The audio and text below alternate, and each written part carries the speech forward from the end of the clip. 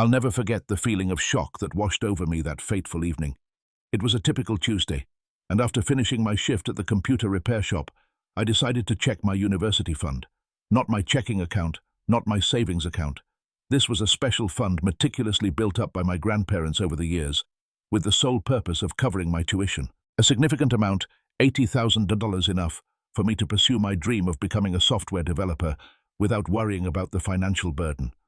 But when I logged into the bank's website, I was stunned by the number on the screen, $0. Unbelievable! I rubbed my eyes, logged in again, and double-checked the account number. Still that damn zero. My heart pounded. My hands trembled as I picked up the phone to call the bank's customer service. A stranger's voice confirmed what I already knew in my gut. The account had been emptied 3 days prior. The ones who made the transaction were none other than my parents. They were joint account holders with me until I turned 25, an arrangement my grandparents believed would help me manage money responsibly, but my parents had taken advantage of that trust. I sped to my parents' house immediately. The familiar 2-story colonial in the Boston suburbs where I grew up suddenly felt alien and sinister. My sister Tiffany's BMW was parked out front next to the shiny red Ford Mustang that I knew belonged to her boyfriend Chad. Of course he was there. Lately, he was always hanging around my sister, spouting off about his latest business opportunity and his promising get-rich-quick schemes. The scene before me is forever etched in my memory. They were all sitting around the dining table in the formal dining room, their faces beaming as if they were celebrating a victory. 4 crystal wine glasses, sparkled takeout containers from an expensive French restaurant were scattered about, and Chad's smug grin, a sight I knew all too well, made me want to lunge at him and punch him square in the face. "Where's my money?" I didn't bother with pleasantries. My voice strained. The room fell silent, but not the awkward silence of being caught doing something wrong. No, this was the damn silence that precedes someone casually delivering the cruelest of pronouncements. My mother, Evelyn, took a sip of wine and slowly began to speak. "Oh, so, you finally noticed. We thought you'd never figure it out." "Figure out what?"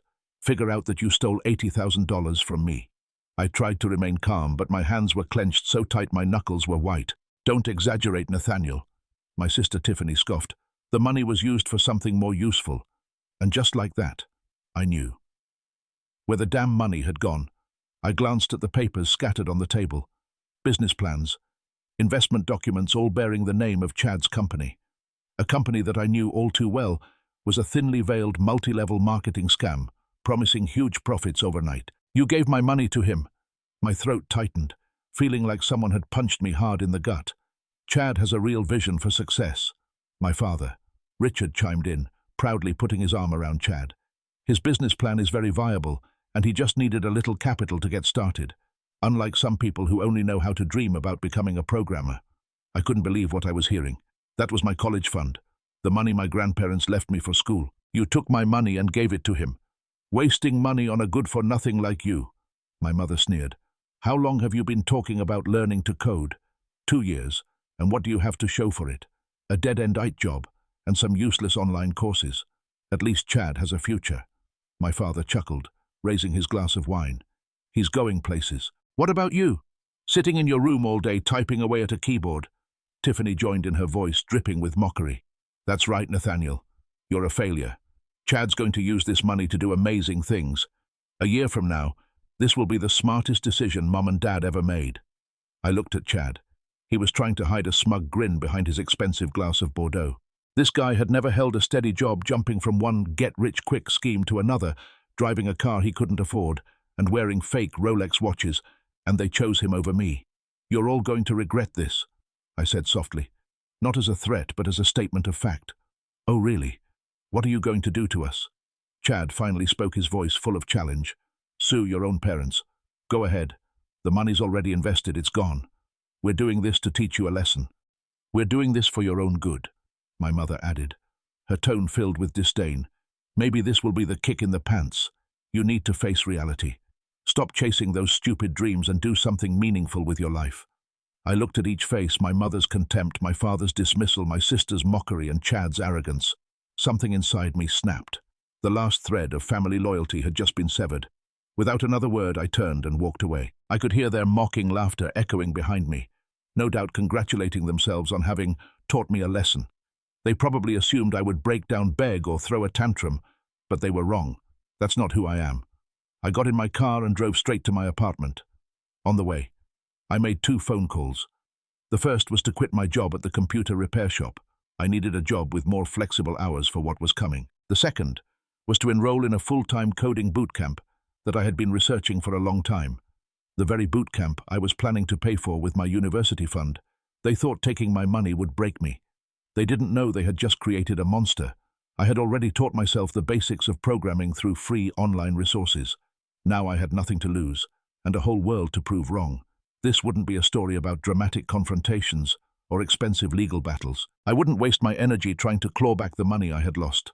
This would be a story about patience, determination, and a calculated cold success. A success that would be sweeter than any revenge. They wanted to laugh at my dreams. Fine. They wanted to steal my future. Good. They wanted to bet everything on Chad's genius. Great. I opened my laptop and started to plan.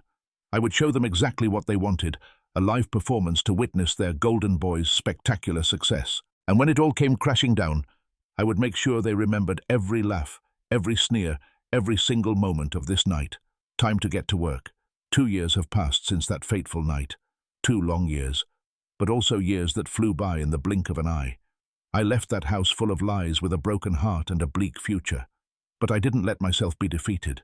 I knew that I had to stand up, had to prove to them how wrong they were. I threw myself into learning to code like a madman. During the day I worked at a small computer repair shop to make ends meet, and at night I buried myself in books and online courses.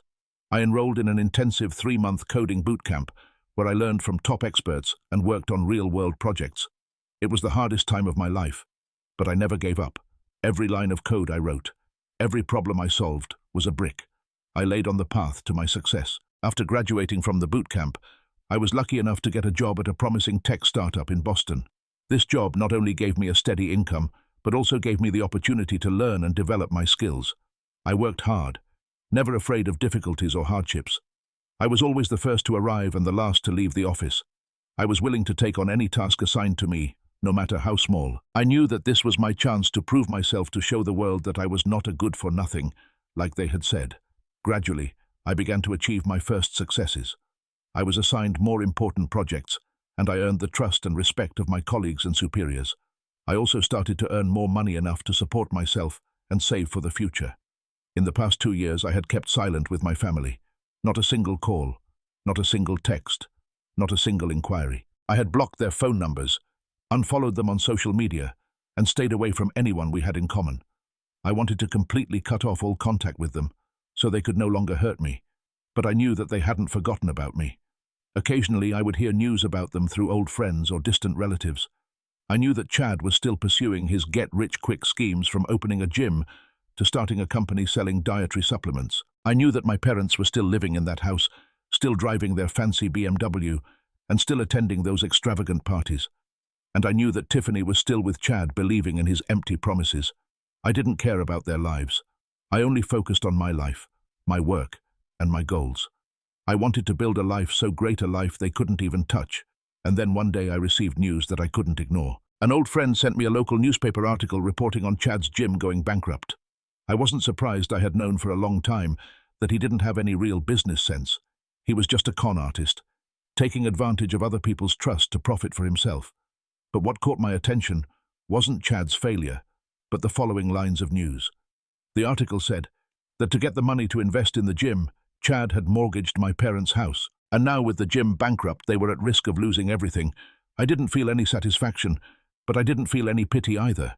They had brought this upon themselves, and they had to take responsibility for it.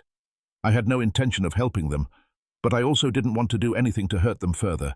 I just wanted to stay out of it and watch how they would solve their own problems. But life always has its ironic ways of messing with us. A few days after the article was published, I received a call from my mother. The first time in 2 years, I stared at the phone screen, the name Evelyn Sterling flashing on it. The first time in 2 years, my mother was calling me. I felt a mix of emotions surge within me: surprise, anger, curiosity, and even a bit of sadness. I had tried to forget about them, tried to build a new life without them.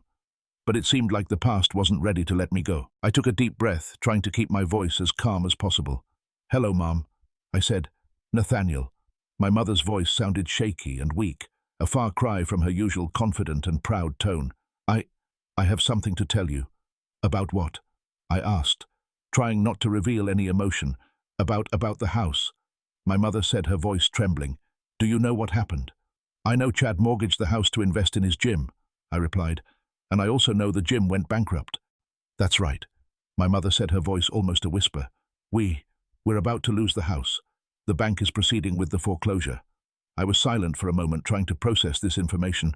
I couldn't believe they were so foolish as to mortgage their house for someone like Chad.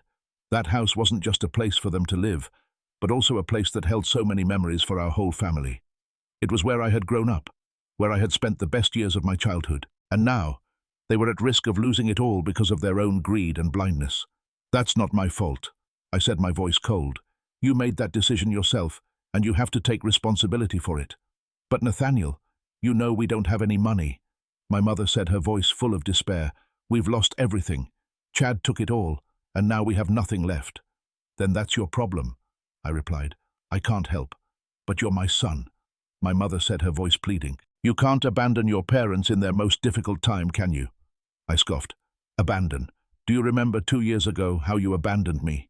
You took all the money my grandparents left me, called me a good-for-nothing, a failure. You trusted a con artist like Chad more than your own son, and now you want me to help. My mother was silent for a moment, perhaps trying to find something to say. But I knew that there was nothing she could say to change the truth. Can you help us pay off the debt? She finally asked, her voice full of entreaty. We'll pay you back every penny, you can trust me. No, I replied firmly. I won't pay off any debts for you. I've worked hard to get where I am today, and I won't waste my money on other people's mistakes. But Nathaniel, don't call me that anymore. I interrupted my mother. I'm no longer your son. You gave up on me 2 years ago. I hung up the phone, not letting my mother say another word. I felt exhausted and empty. A part of me wanted to forgive them, wanted to help them through this difficult time, but the other part knew that it was a mistake. They hadn't treated me well when I needed them most, so why should I treat them well? Now I knew that I had made a difficult decision, but I believed that it was the right one. I couldn't let the past haunt me forever. I had to continue walking on the path I had chosen, the path of independence and success. But I couldn't deny that my mother's call had made me think a lot. I wondered if I was becoming too heartless, whether I should give them a second chance, and whether I could ever forgive them. A few days after my mother's call, I received a text message from my father, short, concise, without any of the flowery words or pleading that I had expected. We need to meet. I knew this meeting was inevitable. Even though I had tried to bury the past, it still found a way to surface, demanding that I face it. I agreed to meet them at a small coffee shop in the city centre, a place that neither I nor they were familiar with. I wanted to keep my distance to establish a clear boundary. When I arrived at the coffee shop, my parents and Tiffany were already there waiting for me. They looked more haggard and tired than the last time I had seen them. My mother had lost a lot of weight. Her eyes were sunken, and her hair was no longer as meticulously groomed as before. My father, the man who had always been proud of his elegant and stylish appearance, now had deep wrinkles on his face and a gloomy look. Tiffany, my always beautiful and proud sister, wasn't much better. Her eyes were swollen from crying, and the designer clothes she was wearing looked wrinkled and worn. I sat down opposite them without saying a word. I wanted them to know that I wasn't here to reconcile or forgive. I was here only because I wanted to hear what they had to say, wanted to know what they wanted from me. Thank you for coming, my father said, his voice hoarse. We know you're very busy, but this is important. I smirked. Important enough for you to lower yourself to text me. I thought you'd let Mom do the calling. My father was silent for a moment. Then he sighed. Your mother. She's devastated. She can't sleep, can't eat. She's crying all the time. And me. He hesitated. I don't know how to tell you this. Just get to the point, I interrupted. I don't have much time. We're about to lose the house, my father said. The bank will foreclose on it at the end of this month. I nodded, pretending to be unsurprised. I know, Mum told me. But you know how much that house means to us, my mother chimed in, her voice trembling. It's where we built our home, where we raised you kids. Please, Nathaniel, please help us. Help how? I asked, my voice cold. Pay off your debt. I already told Mom I won't do that. No, not like that, my father said. We're not asking you to pay off the debt. We just want you to buy the house back. I was so surprised I was speechless. Buy the house back. You want me to buy back my own house? Yes, my father said. We know you can afford it. You've been successful. You have money. And you can help us keep the house. Why should I do that? I asked, trying to keep my voice calm. Why should I spend my money to buy back a house that I should have inherited? Why should I help the people who betrayed and abandoned me? Because we're family. My mother said, her voice pleading, because we're still your parents, and you're still our son. Family, I scoffed. Do you remember what you said to me 2 years ago? You said I wasn't your family, that I was just an ATM. And now when you're in trouble, you want me to be your family again. My mother was silent, unable to say a word. My father looked down at the floor, his face full of shame. Tiffany, the one who always seemed so strong and proud, was now just sobbing quietly. We were wrong. My father finally said, we made a terrible mistake. We trusted Chad too much, and we lost you. Please, Nathaniel, please forgive us. Give us a chance to make things right. I looked at them, at the people who had once been everything to me, now just shadows of their former selves. I felt a bit of pity, but the anger and disappointment were still too strong. I didn't know if I could ever forgive them. I didn't know if I should give them a second chance. I'll think about your offer, I said finally, but I'm not promising anything. I stood up and walked out of the coffee shop, leaving them sitting there with their tears and their belated remorse. I knew that I would have to make a difficult decision, a decision that could completely change my life and theirs. I left the coffee shop with a jumble of thoughts. My parents' offer kept echoing in my head. Buy back the house. A crazy idea. Why should I spend my money to save them from their own mistakes? They had betrayed me, trampled on my trust, and now they wanted me to extend a helping hand. But deep down I couldn't deny that a part of me still felt some affection for them. Despite the deep hurt they had caused me, they were still my parents, the people who had given birth to me and raised me. That house wasn't just property, but also a place that held the memories of my whole family. I knew that I was standing at a crucial crossroads. My decision would not only affect my future, but also the future of my entire family. If I refused, they would lose everything, and I would have to live with the guilt for the rest of my life. But if I agreed, I would have to face them again, have to forgive them, and have to learn how to rebuild this shattered relationship. After many days of thinking and internal struggle, I finally made a decision. I called my father and told him that I agreed to buy back the house, but with one condition. What condition? My father asked, his voice full of suspicion. I'll buy back the house at market price, I said, and you have to move out within 3 months. My father was silent for a moment. Then he sighed. Can you give us more time? We don't know where we'll go. 3 months is more than enough, I said. After all the procedures are completed, the house will belong to me, and I have the right to decide what happens next. What are you going to do with the house? My mother asked, her voice worried. I paused for a moment, creating unnecessary suspense. I'm going to rent it out. I said, I'll turn it into a source of passive income. I could hear my parents' sighs over the phone. I knew they were disappointed that I wasn't planning to let them stay in the house, but I didn't care. They had caused me too much pain, and I had no obligation to make their lives comfortable. A few weeks later, all the purchase procedures were completed. I became the legal owner of the house where I had grown up. My parents moved to a small apartment in the suburbs, and I began looking for potential tenants. I decided not to sell the house. I wanted to keep it as a reminder of my past, a reminder of what I had been through and what I had learned. I wanted to prove to myself and to the whole world that I had overcome all the difficulties and become stronger. And that is the end of my story.